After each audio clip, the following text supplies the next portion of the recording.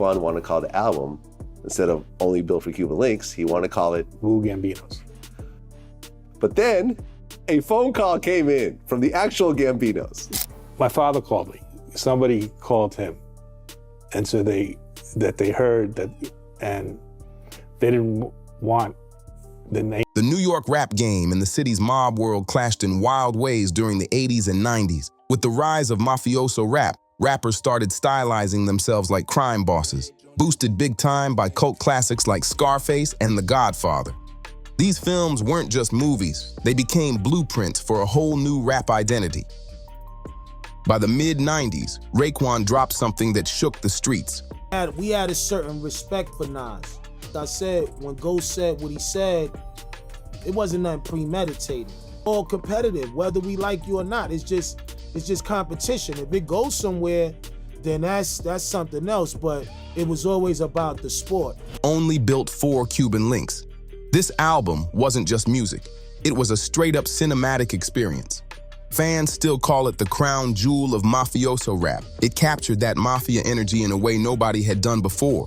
But here's the crazy part. This album almost got Raekwon and his whole squad into serious trouble with real mobsters.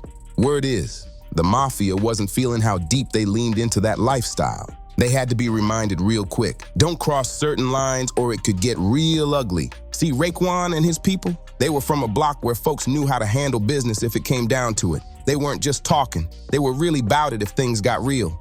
And then there was Wu-Tang, an unstoppable force. Spearheaded by RZA, the crew stormed onto the scene like dynamite.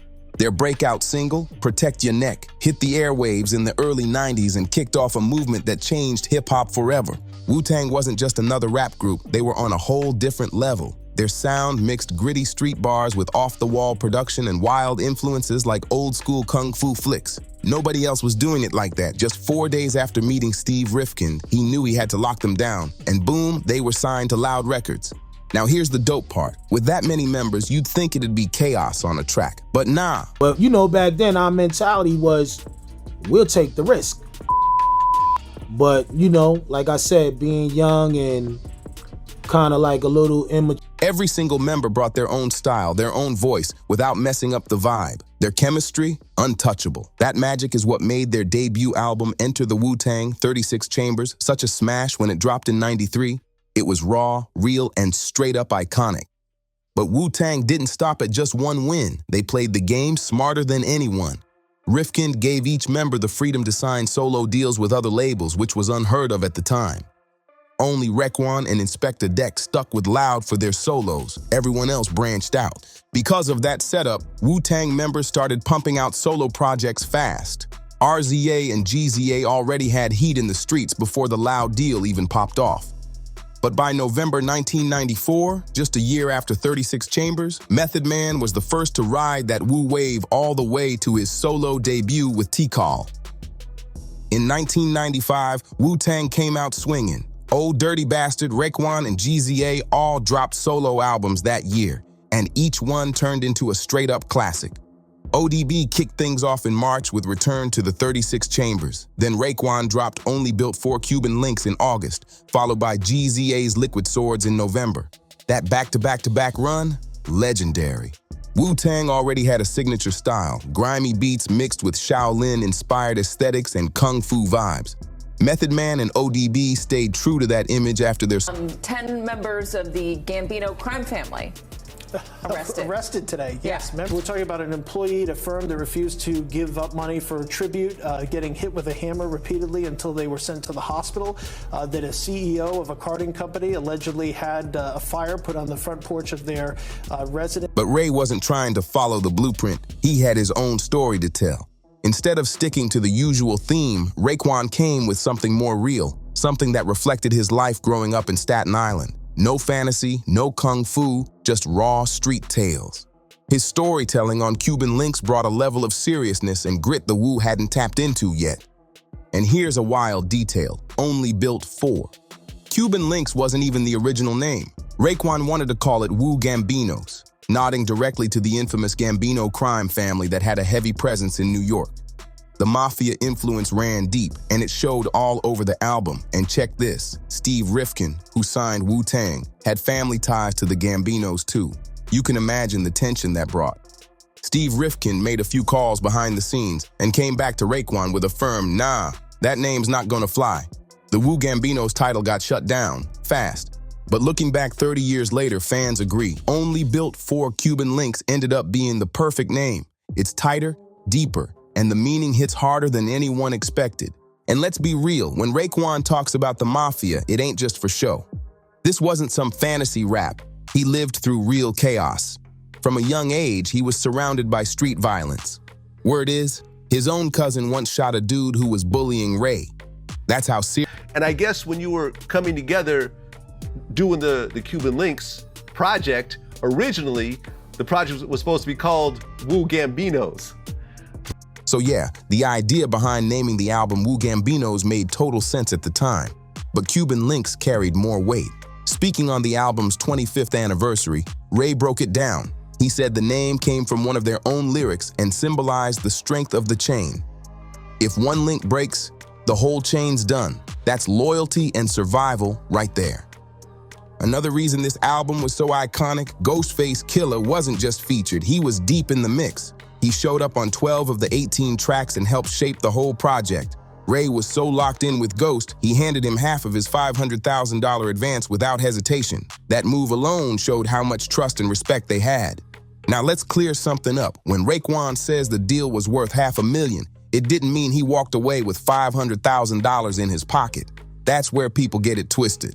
Folks hear big numbers and assume that's all straight cash to the artist, but it doesn't work like that. That $500,000? That was the total budget to make the album. Production, features, studio time, everything. And when it came down to it, Raekwon knew exactly who he needed in the trenches with him. Ghostface Killah, the bond they had at the time, unstoppable. Ray felt it in his gut. This was his moment, but it wasn't gonna be complete without Ghost right beside him. He didn't just invite Ghost into the project, he cut him in from the jump. It was that real, if I eat, you eat type of loyalty. That's how tight their connection was. Raekwon explained it like this. Yo, me and this dude got a wild vibe right now. I need him on this journey. It was more than music, it was family. Ray and Ghost didn't just collaborate, they moved like brothers, building a legacy side by side, brick by brick. Gambino had the intelligence of a fox, the strength of a lion, and the nose of a hawk. This guy was calling the shots, and those shots ended in murder. Raekwon and Ghostface weren't just rap partners, they were neighbors. They grew up just 15 minutes apart in Staten Island and even went to the same high school. So when Ray decided to pour his real-life struggles into this album, who better to vibe with than someone who lived that same life? They didn't treat this like just another rap project. They took it seriously. They even flew out to the Bahamas just to lock in and write the album. No distractions, just focus. They even shared a room, showing how locked in they were on creating something unforgettable. Normally, Wu-Tang recorded in RZA's basement studio in Staten Island, but for this one, Ghost and Ray needed a change of scenery. Still, RZA was deeply involved, just like he was with the rest of the solo albums. But this time, Ray pushed him to tap into something more refined, more grown. Ray wanted that mature, cinematic sound, and RZA delivered big time. RZA always had a master plan for Wu-Tang. He called it the 5-year strategy. Each member was supposed to hit a different audience.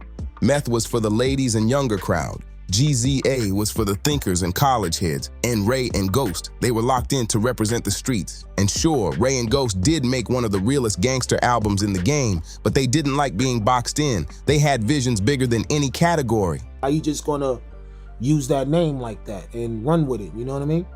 So, you know, it was something funny to me because I'm like, I'm doing it anyway. Ray's favorite movie? The Godfather. And during studio breaks, he'd be watching Scarface or The Killer, straight mafia inspiration all day. That mob movie vibe, it fully made its way into the music. Raekwon even sampled the score from The Killer on the album's opening track, Striving for Protection. Right from the jump, you could feel the cinematic energy. It was like watching a gritty crime flick through speakers. The track tells the story of two drug dealers planning one last big score before disappearing from the game. It set the perfect tone, dark, intense, and full of tension. Then came Knuckleheads and Knowledge God, where things got even heavier.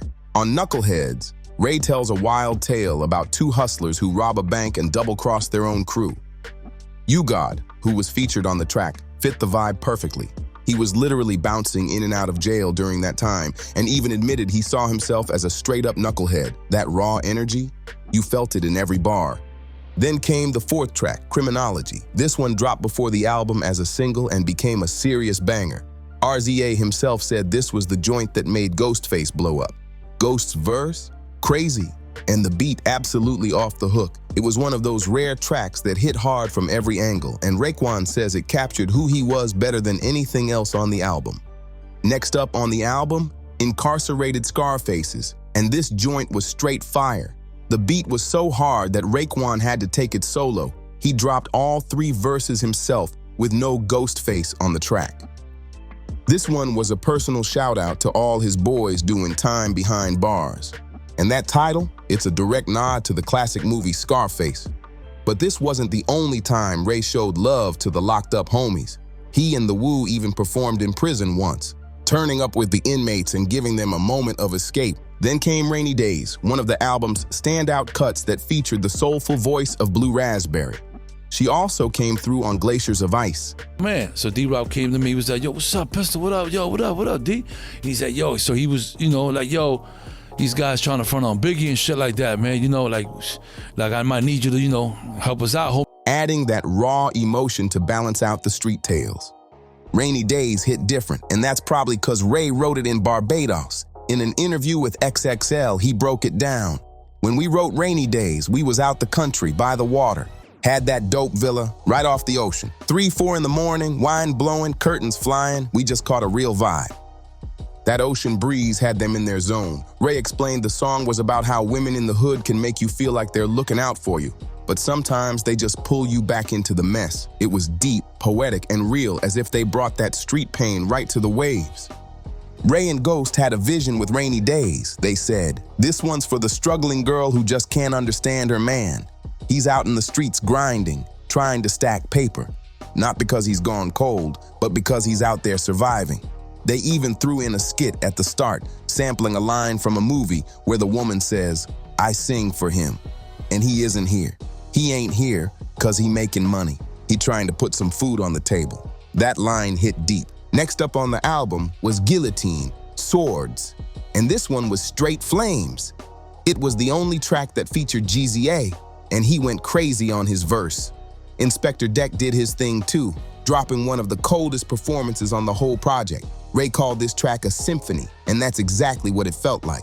They rapped about leveling up, living that upscale life, flexing like bosses. Man, so D-Rock came to me, he was like, yo, what's up, Pistol, what up, yo, what up, D? And he said, yo, so he was, like, yo, these guys trying to front on Biggie and shit like that, man, like I might need you to, help us out, homie. And yo, this album was the first in rap to even mention Cristal Champagne. That's how ahead of the curve they were. Then came the Can It Be All So Simple remix, Pure Gold. This cut had Ray and Ghost opening up about how hard it is to step away from the street life once you're deep in it. It's emotional, it's reflective, it's real. And track 10, Glaciers of Ice. Not only was the beat cold, but this joint officially introduced Capadonna. He was supposed to be on Wu-Tang's first album, but he was locked up. This track marked his arrival, and he did not disappoint. Capadonna was highly respected in the crew. Dude had a rep for destroying any MC in a lyrical face-off. When it came to bars, Cap was a beast. But let's talk about track 16 on the album. It deserves special attention. Even though Ray couldn't name the full project Wu Gambinos, he did manage to lock that title in for one of the album's hardest tracks, and it ended up being one of the best. Wu Gambinos featured a heavy lineup: Master Killer, RZA, Method Man, and Ghostface Killah. It fully pushed Ray's Mafia-inspired vision even deeper. He explained that the Wu Gambino aliases came from his love for the movie Once Upon a Time in America with Robert De Niro and James Woods. Ray was drawn to how those young hustlers came up from nothing, but still struggled with loyalty, betrayal, and identity. That energy inspired the nicknames too. Tony Stark's came from Iron Man, and Ray called himself Lou Diamonds because he was obsessed with the diamond game. He was iced out heavy back then, and it showed. Since it was his album, he wanted everyone on the track to come with an alias, a true mob vibe. "This is a Gambino track," he said. So he named Master Killer Noodles and gave GZA the alias Maximilian. In the movie, Noodles and Max were tight, partners. Ray felt like GZA with flash and conspicuous style, playing celebrity with the media and cat and mouse with the FBI. They called John Gotti the Teflon Don. The brains of the crew, always dropping knowledge, always saying something smart. Ray saw him as the intellectual force, the one who brought strategy to the table. That's the level of thought Ray put into every detail. Raekwon had nicknames for everyone. He called Inspector Deck Raleigh Fingers because of how smooth he rolled his blunts, real slick with it. The aliases just started coming naturally.